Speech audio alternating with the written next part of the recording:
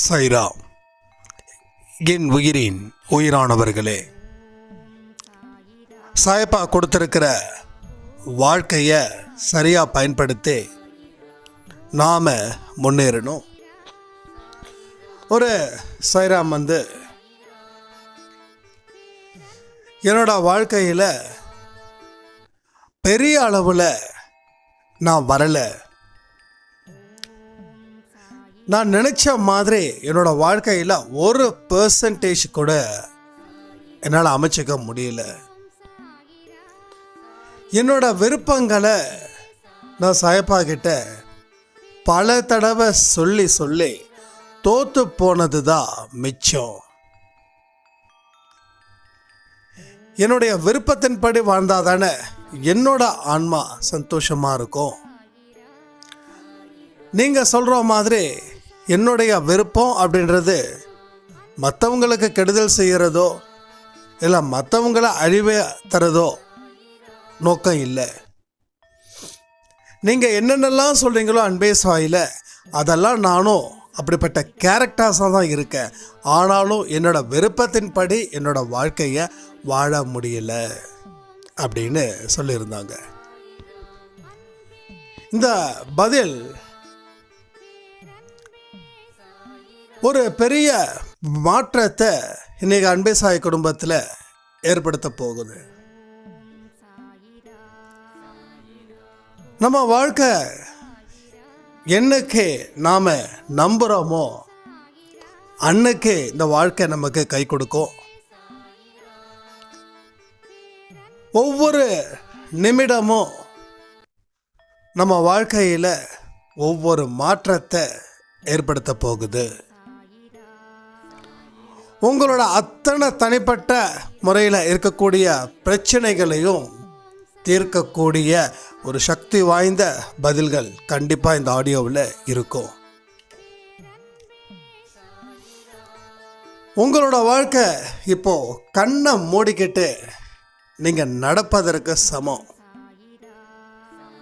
கண்களை திறக்கணும், அப்போ தான் பாதை தெரியும், அப்போ தான் சரியான இடத்துல நாம் நடப்போம். இல்லைனா கண்ணை மூடிக்கிட்டு நடந்தால் என்ன ஆகுமோ அது ஆகும். அறிவுன்ற கண்ணும் ஞானம் அப்படின்ற கண்ணும் எந்த மனுஷனுக்கு தெரியுதோ அவனோட வாழ்க்கையில் பிரச்சனைகள் அப்படின்ற ஒன்று இருக்காது. அப்படியே அவன் வாழ்க்கையில் பிரச்சனைகள் வந்தாலும் அதை அவன் பிரச்சனையாக எடுக்க மாட்டான். நாம் சாதாரணமாக ஒரு விஷயம் நடந்தால் கூட அது பெரிய பிரச்சனையாக நினச்சி புலம்பிக்கிட்டே இருக்கோம். கடவுள்கிட்ட 24 மணி நேரமும் புலம்புறோம்.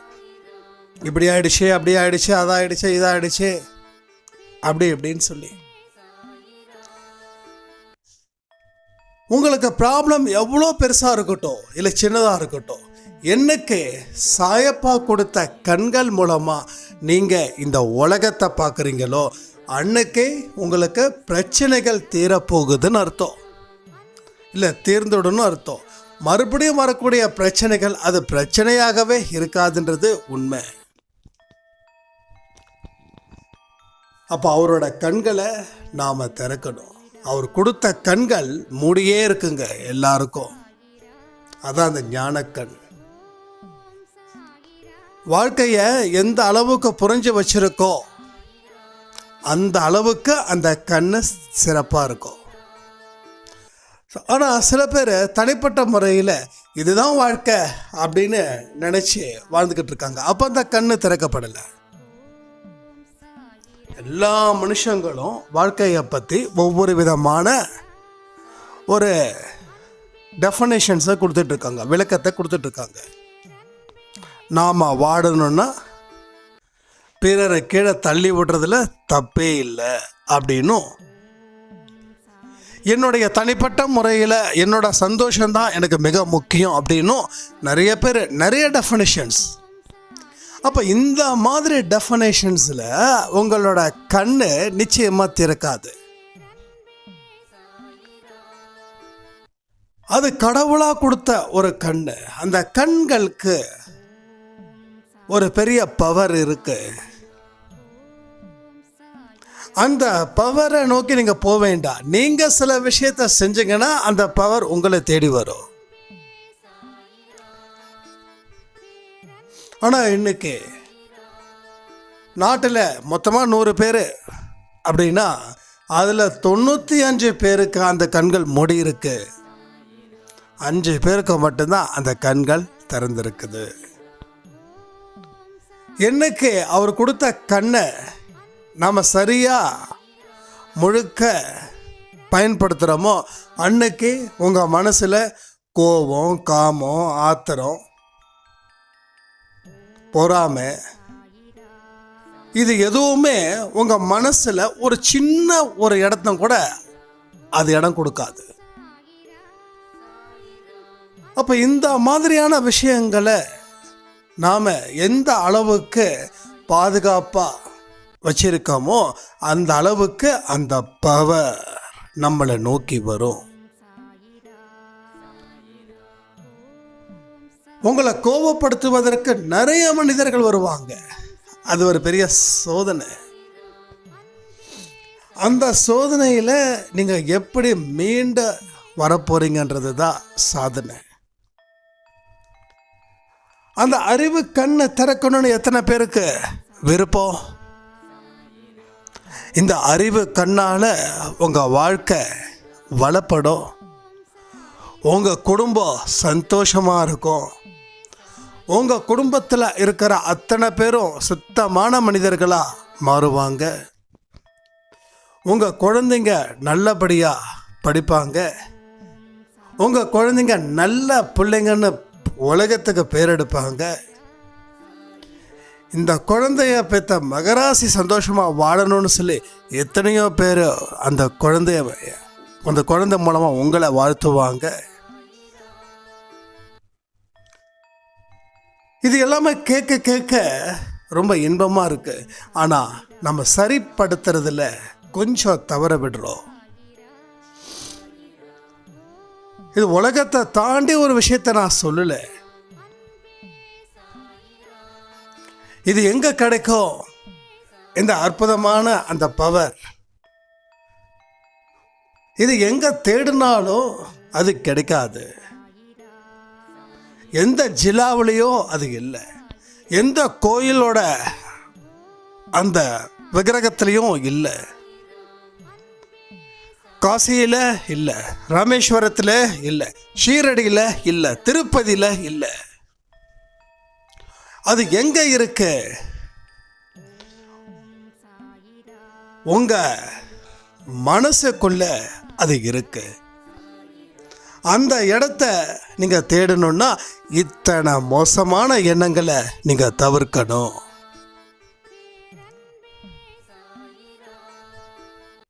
உங்க வாழ்க்கை எதை நோக்கி மூவ் ஆகுதுன்றத நீங்க அப்பப்ப விழிப்புணர்வோடு இருக்கணும். கொஞ்சம் நம்ம தூங்கிட்டோம் அப்படின்னா நாம் காரில் வேகமாக 100-120 போகும்போது கண்ணை மூடிட்டோன்னா என்ன நடக்குமோ அதை விட 10 மடங்கு ஆபத்து அதிகம். இங்கே நான் என்னோட மைண்டை எந்த அளவுக்கு பியூரிஃபை பண்ணி வச்சுருக்கனோ அந்த அளவுக்கு அந்த கண்கள் கொஞ்சம் கொஞ்சமாக திறக்குது. அழுக்கான மனசில் அந்த கண்கள் திறக்காது. அந்த கண்கள் திறக்கலைன்னா உழைக்காமலே நமக்கு ஏதாவது கிடைக்குமான்னு நம்ம நினைப்போம்.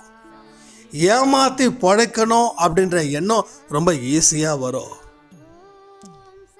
நம்ம முன்னாடி நமக்கு தெரிஞ்சவங்க, அதுக்கு முன்னாடி நம்ம ஸ்டேட்டஸுக்கு கீழே இருந்தவங்க இப்போ நம்ம ஸ்டேட்டஸை தாண்டி வந்துட்டாங்கன்னா தாங்க முடியாத வயித்தறிச்சல் வந்துடும். அந்த கண்கள் திறக்கலைன்னா நம்ம சொல்லுவோம்ல, அவெல்லாம் ஒரு காலத்தில் நான் அவனுக்கு உதவி செஞ்சேன், ஆனால் இன்னைக்கு அவன் பாரு எப்படி வாழ்ந்துட்டு இருக்கான் பாருன்னு சொல்கிறோமா இல்லையா? இந்த மாதிரி மோசமான எண்ணங்களோ உங்கள் மனசில் வந்துக்கிட்டே இருக்கும். எப்போ அந்த கண்கள் திறக்காமல் இருந்தால். இதன் மூலமாக வாழ்க்கையை நீங்கள் 100% இழக்கிறீங்க. பிறந்தோம் வாழ்ந்தோம் முடிஞ்சோம். இது ஒன்றும் பெரிய சாதனை கிடையாது. இதெல்லாம் ஒரு சாதனையா? 5 அறிவு கொண்ட உயிரினங்களோ பிறக்குதுங்க, வாழுதுங்க, சாவுதுங்க. 6 அறிவு, அதாவது நாம பிறக்கிறோம், வாடுறோம், சாவுறோம். நாம ஏதாவது ஒன்று செஞ்சோமா? நம்மளை நாம இந்த மோசமான விஷயத்தில் இருந்து பாதுகாத்துக்கிட்டோமா? எதுவுமே பண்ணலையே.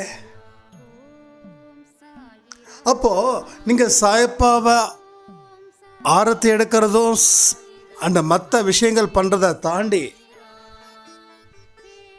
உங்களுக்குள்ள இருக்கக்கூடிய அந்த சாயப்பா கொடுத்த அந்த கண்ணு மூடி இருந்தா அதனால உங்களோட பலன்கள் 20-30% மட்டும்தான். ஸோ எல்லாத்துக்குமே பலன்கள் இருக்கு. அதாவது சாப்பிடாமலே இருக்கிறா, இன்னும் 2 நாள் இருந்தால் அவன் செத்து போயிடுவான் அப்படின்னா அவங்ககிட்ட ஒரு பண்ணை கொடுத்தா கூட அவன் சாப்பிட்டு முடிச்ச உயிர் வாழ்ந்துடுவான். ஸோ அந்த பண்ணில் கூட அவனுக்கு அந்த பலன் இருக்குது, உயிர் வாழ்வதற்கு. அதே மாதிரி நீங்கள் என்ன விஷயங்கள் செய்கிறீங்களோ அதற்கு உண்டான பலன்கள் நிச்சயமாக இருக்கு. நான் இல்லைன்னு சொல்லலை. அப்போ நீங்கள் ஆரத்தி எடுக்கிறீங்கன்னா ஏன் பலன் இருக்குது. ஒரு 20%, 30%, இல்லை ரொம்ப டெடிக்கேட்டாக எடுக்கிறேன்னா 40%. அப்போ அந்த 100% பலன் எப்போ எடுக்கிறதுனா உங்கள் மனசில் இந்த மாதிரி மோசமான எண்ணங்கள் வராமல் இருந்தால் மட்டுமே. எந்த மனுஷங்கிட்டையும் போலி வேஷமும் போடக்கூடாது. நான் நல்லவன் அப்படின்ற ஒரு வேஷத்தை போட்டு அவனுக்கு எதிராக நாம் எந்த வேலை பார்க்கக்கூடாது, சகுனி வேலை பார்க்கக்கூடாது. அந்த மாதிரியான வேலைகள் இங்கே ஏராளமாக நடக்குது. நல்லவங்க மாதிரி நடிச்சு எப்போ அவங்கள ஏமாத்தலான்னு நினைக்கிறாங்க இன்னைக்கு நிறைய மனிதர்கள். இந்த மாதிரியான மனிதர்கள் கடவுளை வணங்குறாங்க, நான் இல்லைன்னு சொல்லலை. ஆனா இந்த மனநிலையில இருந்தா அந்த பலன்கள் எந்த இடத்துலையும் உங்களுக்கு நன்மை சேர்ப்பது இல்லை. கொஞ்சம் முயற்சி பண்ணா நம்ம விட்ட இடத்தை பிடிச்சிடலாம். கொஞ்சம் தான் முயற்சிகள் செய்யணும், கொஞ்சமாக முயற்சிகள் செய்யணும். ஒரே நாளில் யாராலையும் மாற முடியாது. சில பேர் சொல்லுவாங்க, நீங்கள் சொல்கிறதெல்லாம் கேட்டேன், நான் நாளையிலேருந்து மாற போகிறேன். இதுவே மிகப்பெரிய பொய். இத்தனை நாள், இத்தனை ஜென்மத்தில் இது நம்ம ரத்தத்தில் ஊறுனது, நம்ம ஆன்மாக்குள்ள ஊறுனது. இதை விரட்ட இன்னும் பல ஜென்மங்கள் தேவைப்படும். அப்போ ஒரு ஜென்மமும் ஒவ்வொரு ஸ்பீட் பிரேக்கர் மாதிரி.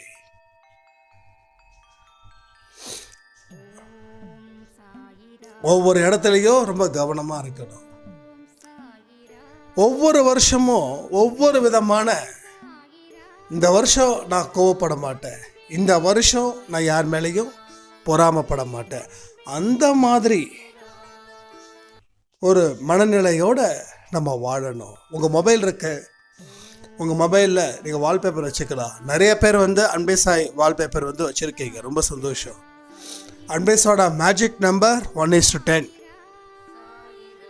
ப்ளஸ் உங்களுக்கு பிடிச்ச மாதிரியான வார்த்தைகள் வச்சுக்கோங்களேன்.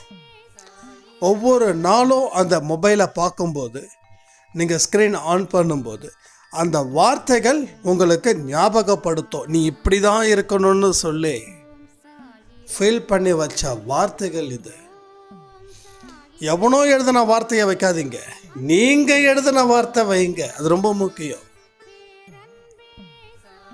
நம்ம என்ன பண்ணுவோம், யாரோ எழுதின வார்த்தையை நம்ம வைப்போம். யாரோ எழுதின வார்த்தையை படிக்கிறது தப்பு இல்லை, உங்களுக்குன்னு ஒரு தனிப்பட்ட முறையில் ஒரு அறிவு இருக்கும் இல்லையா, அந்த அறிவில் இருந்து வார்த்தை வரும் இல்லையா, அந்த வார்த்தைகளை எழுத்துக்கள் மூலமாக உங்கள் மொபைலில் வால்பேப்பரில் வச்சுக்கோங்க. இது ஒன்று தான் உங்கள் வாழ்க்கையில் சின்ன சின்ன மாற்றத்தை ஏற்படுத்தும். ஒரே நாளில் மாற முடியாது. அப்படி மாறுற மாதிரி இருந்துச்சுன்னா சொல்லுங்கள், எப்படி மாறணும்னு சொல்லுங்கள். முதல் நாளாக நான் நிற்கிறேன்.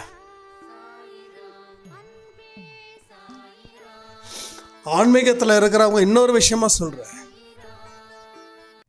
நாம் ₹1 சம்பாதிச்சாலும் அது உண்மையாக நம்ம உழைச்சி சம்பாதிக்கணும். ₹1 சம்பாதிச்சாலும். இப்போல்லாம் நிறைய ஆப்பு அது இதெல்லாம் வந்துட்டு இருக்குது. வீடியோ பார்த்தா காசு அது இதுன்னு சொல்லி இப்போ ரீசெண்டாக வைரல் ஆச்சு ஒரு ஒரு ஒரு மெசேஜ். அதுக்கு நீங்கள் ஆசைப்பட்டீங்கன்னா நீங்கள் என்னமோ ஆன்மீகவாதி ஆக தயாராக இல்லைன்னு அர்த்தம். அப்போ நம்ம என்ன பண்ணணும், நம்ம உழைக்கணும், உழைச்சி சம்பாதிக்கணும். சம்பாதிச்சதில் ஒரு ₹10,000 சம்பாதிச்சா கூட ஒரு ₹100 உங்கள் குடும்பத்தை தாண்டி இருக்கிற ஜீவன், அது 5 அறிவாக இருக்கட்டும் இல்லை 6 அறிவாக இருக்கட்டும், அதுதான் ரியல். அதுதான் கடவுள் விரும்புகிறாரு. யார் எவ்வளோ வேணாலும் கொடுக்கட்டும், நான் உழைச்சதுக்கு தகுந்த மாதிரி நீ கொடு.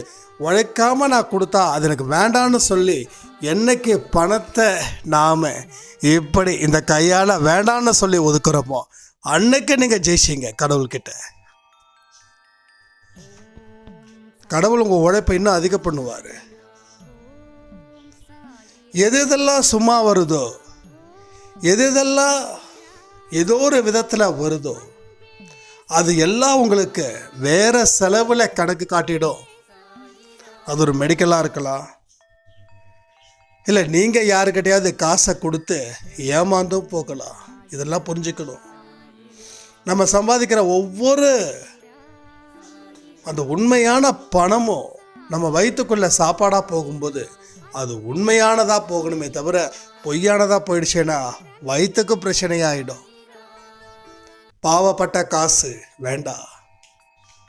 இதெல்லாம் நம்ம யோசிக்கணும். இதை யோசிக்காமல் நம்ம பாட்டுக்கு கண்ணா பின்னான்னு எனக்கு இது வருது அது வருதுன்னு சொல்லி நின்னீங்கன்னா அப்போ நம்ம சாயப்பாவை கும்பிட்றதுக்கு எந்த பிரயோஜனமும் கிடையாது. அப்போ நீங்கள் ஆரத்தை எடுக்கிறீங்க, சச்சரிதம் படிக்கிறீங்க இல்லையா, அதற்கு என்ன விஷயங்கள் வருதோ அது உங்களுக்கு கிடைக்கும்.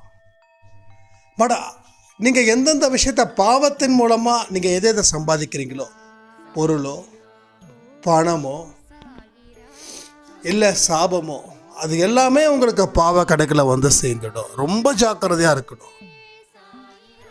நாம் இந்த இடத்துக்கு வந்தாச்சுன்னு சொல்லி முடிவு பண்ணதுக்கப்புறம் உங்களுக்கு எந்த அளவுக்கு சுத்தமாக இருக்கணுமோ அந்த அளவுக்கு உங்களுக்கு சுத்தமாக இருக்கணும். தர்மத்தில் நீங்கள் கடைப்பிடிக்கணும். ஒரு வேலை ஒரு பிஸ்னஸ் செஞ்சால் கூட அதுக்கு வரக்கூடிய லாபம் நாணயமாக இருக்கணும். ஒன்று நஷ்டத்துக்கு கொடுக்கறது மிகப்பெரிய பாவம். அதிகப்படியாக லாபம் பார்த்து கொள்ளையடிக்கிறதும் மிகப்பெரிய பாவம். லாபமும் இல்லாமல் நஷ்டமும் இல்லாமல் கொடுக்கறதும் மிகப்பெரிய பாவம். அப்போது உங்களுக்கு தேவையானது எவ்வளவோ அது நியாயமாக இருக்கணும். இதையெல்லாம் இருந்தால் தான் ஒரு வியாபாரம் நடத்துறதுல நாம் பர்ஃபெக்டாக இருக்க முடியும். எனக்கு தெரிஞ்ச ஒருத்தர் பெரிய அளவில் வியாபாரம் பண்ணிக்கிட்டு இருக்கார். இப்பயும் அவருக்கு என்னென்னா அந்த ஏரியாவை தாண்டி வேறு யாரும் பிஸ்னஸ் பண்ணிடக்கூடாது. அந்த பிஸ்னஸ் அப்படின்னா அவர் தான். அவர் என்ன பண்ணுவாருன்னா எல்லாத்தையும் ஒன்றா சேர்த்து பண்ணுவார். எல்லாமே.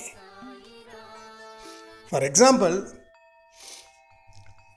ஒரு டிவி மெக்கானிக் கடை அப்படின்னு வச்சுக்கோங்க.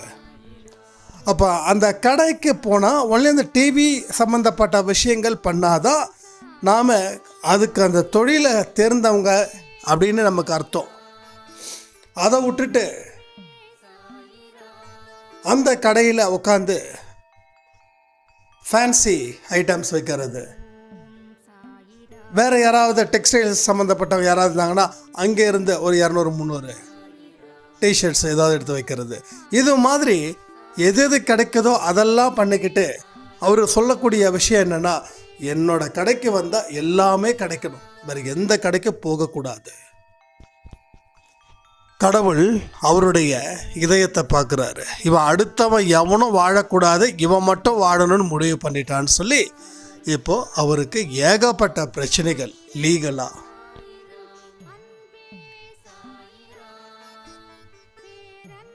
அப்போது நீங்கள் செய்யக்கூடிய தொழிலில் கூட எந்த அளவுக்கு கவனத்தோடு இருக்கணுன்றத யோசிச்சு பாருங்க.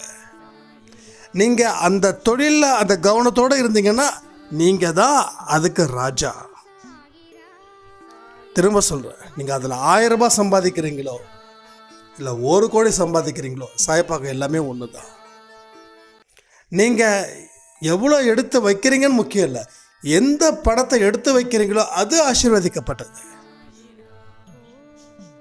ரியல் ஃபேக்ட், 100% உண்மை. 100க்கு 100 நான் சொல்லக்கூடியது உண்மை. நீங்கள் எந்த காசை உங்கள் குடும்பத்தை தாண்டி மற்றவங்களுக்கு எடுத்து வைக்கிறீங்களோ அது மிகுந்த ஆசீர்வதிக்கப்பட்ட பைசா. அது மூலமாக தான் உங்களுக்கு பணம் பெருகும்.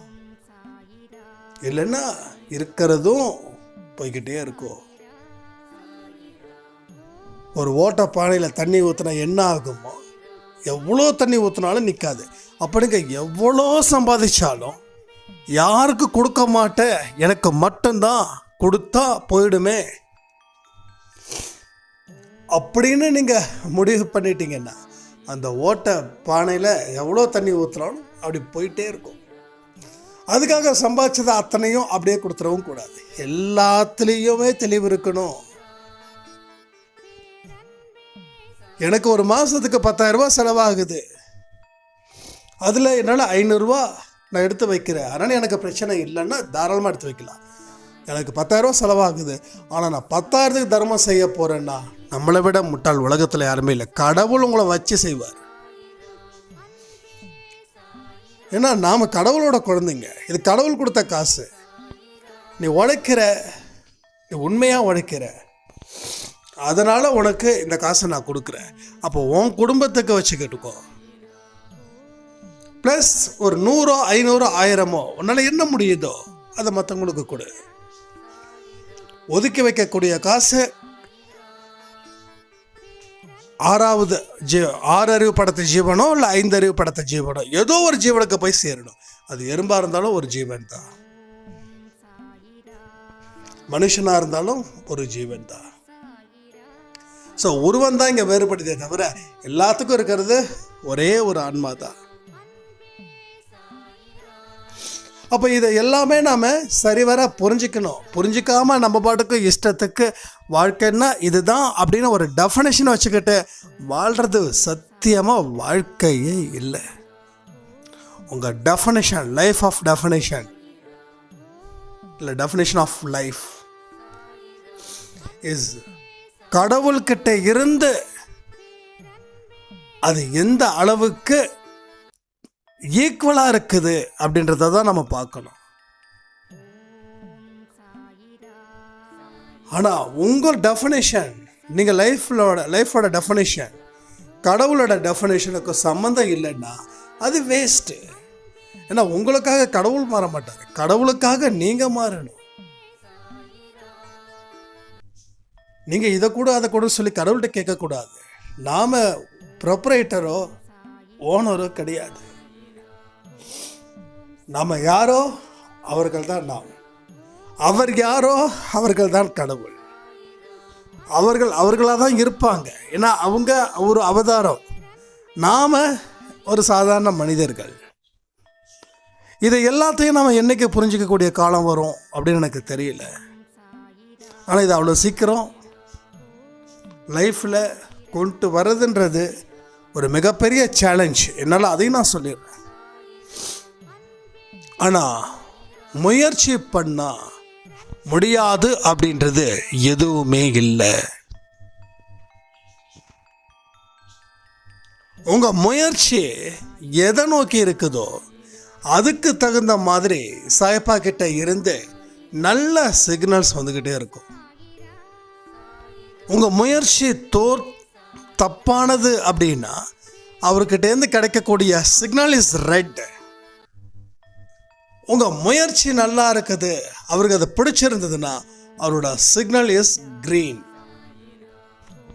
ஒரு 10 கிலோமீட்டருக்கு நீங்கள் சிட்டிக்குள்ளே போகிறீங்க, டிராஃபிக்கு அதிகமாக இருக்குது, ஆனால் சிக்னல் எப்பயுமே க்ரீனு. ஸோ உங்களுக்கு எந்த இடத்துலையும் யாரும் நிறுத்துறதில்லை. அப்போ டிராஃபிக் எவ்வளோ இருந்தாலும் அதை பற்றி கவலையே இல்லை. ஒருவேளை சிக்னல்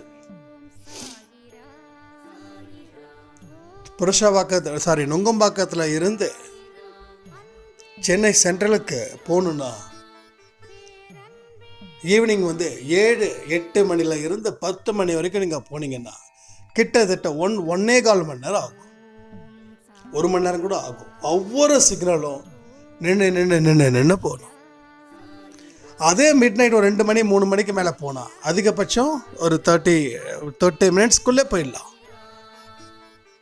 அப்போ உங்கள் வாழ்க்கையில் தடங்கள் வருதுன்னா அது சாயப்பா கொடுக்கக்கூடிய சிக்னல். பார்த்துப்போ, நில்லு, எதுக்கு ஓடுற, இதே ஸ்பீடில் போனால் நீ மாட்டிப்ப. அதனால தான் அவர் ரெட் சிக்னல் போடுறாரு. அதில் ஏன் அந்த ரெட் சிக்னல் போடுறாரு சாயப்பா அப்படின்னா, இதுக்கு மேலே வரக்கூடிய இடம் கொஞ்சம் மோசமாக இருக்கும், கொஞ்சம் பார்த்து கவனிச்சு போ. நீ போய் தான் ஆகணும், இல்லைன்னு சொல்லலை. ஆனால் சில பிரச்சனைகள் இந்த இடத்துல இருக்கும், அதனால நீ பார்த்து கொஞ்சம் கேர்ஃபுல்லாக போ. அப்போ இது எல்லாமே அவருக்கு பிடிச்சிருக்கணும். ஒட்டுமொத்தமாக உங்களோட ஒவ்வொருத்தவங்களோட கேரக்டர்ஸும் சாயப்பாவுக்கு பிடிச்சிருந்துச்சுன்னா அவர் மிகப்பெரிய சந்தோஷம் அடைவார். அப்போ அவர் கொடுத்த அந்த ஞான கண் பெரிய அளவில் ரிஃப்ளெக்ட் ஆகும். இந்த ட்ரெயினில் பார்த்தீங்கன்னா அந்த லைட்டு ஒன்று போட்டிருப்பாங்க பாருங்க, அந்த இன்ஜினுக்கு முன்னாடி ஹெட்லைட்டுன்னு சொல்கிற மாதிரி அந்த ஒரு லைட் இருக்கும். அதனுடைய பவர் பார்த்துருக்கீங்களா? இருட்டில் ட்ரெயின் நிற்கும். அந்த இடத்துல அந்த வெளிச்சம் பார்த்தீங்கன்னா சும்மா அடித்து தள்ளும். சரி, இது வேண்டாம், விட்டுருங்க. சூரியனோட வெளிச்சம், சூரியன் ஒரு லைட்டாக நினச்சிக்கோங்களேன். ஒட்டுமொத்த உலகத்துக்கு எப்படிப்பட்ட வெளிச்சத்தை அது கொடுக்குது. என்னதான் மறைச்சாலும் இருட்டாகுதா? அதுவா மறையணும். அது வரைக்கும் அது யாராலையும் மறைக்க முடியாது. அது மாதிரி ஒரு பெரிய கண்ணு நம்மக்கிட்ட இருக்கு.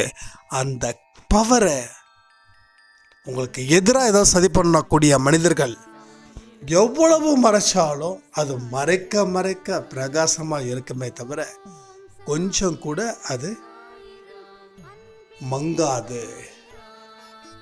இதெல்லாம் நீங்கள் செஞ்சீங்கன்னா அந்த சாய்ராம் கேட்ட கேள்விக்கு உண்டான பதில், என்னமோ செய்கிறீங்க, என்னமோ பண்ணுறீங்க, அது என்ன செய்யணுன்றத சரியாக செஞ்சிட்டா உங்கள் வாழ்க்கையில் இனி உங்களை யாராலையும் கட்டுப்படுத்தவோ அசைச்சு பார்க்கவோ உங்களை அவமானப்படுத்தவோ முடியாதுன்னு சொல்லி இந்த ஆடியோவை நான் முடிக்கிறேன்.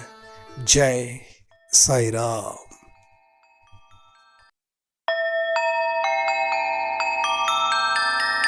ஓம் சாய்ராம். ஓம் சாய்ராம்.